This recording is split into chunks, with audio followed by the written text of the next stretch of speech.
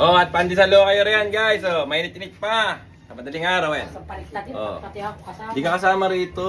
Ayaw magpasama ng pinsan ko, eh. Mahihiyain yun. Pandesal sa madaling araw. Hot pandesal. Huwag ko kayo mag-alala, hindi ko kayo maubusan ng pandesal dito. Kahit mo. Ayan. Oh, dami yan. At syempre, kahit naluto na yan.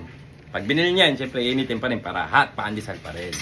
Ayan. At lahat ng klase ng pandesal, meron dito. Kung gusto nyo, tostado. Meron tostado, meron hindi tostado. Ayan, lahat ng klaseng pandesal. Kaya, lahat ng gusto nyo, nandito.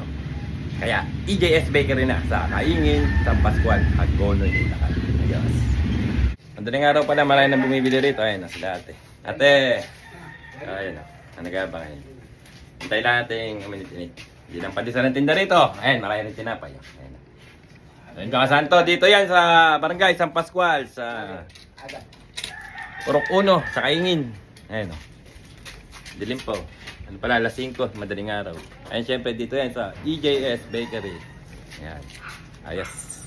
Good morning! Good Hello! morning, Good Philippines! morning! Ayan, si Che. Dito siya nag-aango ng pandesal. Ayan, Ayan. Kaya kung kayo'y Oh. malayo, ay sa Barangay San Pascual, tsaka sa Santa Cruz, Santa Cruz. ayun, ang ruta na yan. Kaya kung kahit di kayo magpunta rin sa EJS Bakery, sa kanya kayo pumili.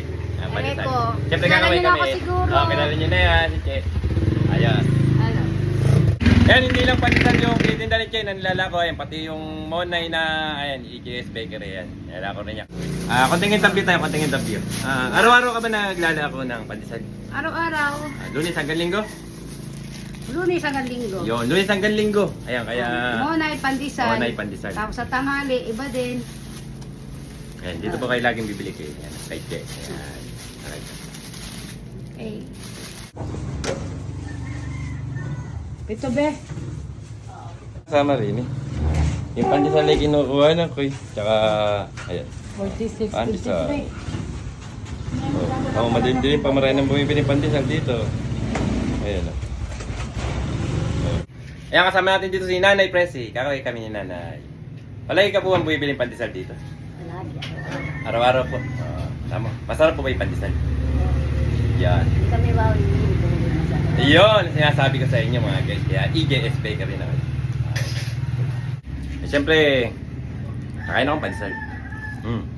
Sarap, mainit pa. Kaya isang malap na pandesal sa umaga, madaling araw. Ayun, nang tayong kape, may kape ko rito. Gusto ko rito, natawag natin sa kape. Sarap. Kakaigop ng mainit na kape. Solve na solve. Solve na ang umaga nyo. Sarap. Ayos.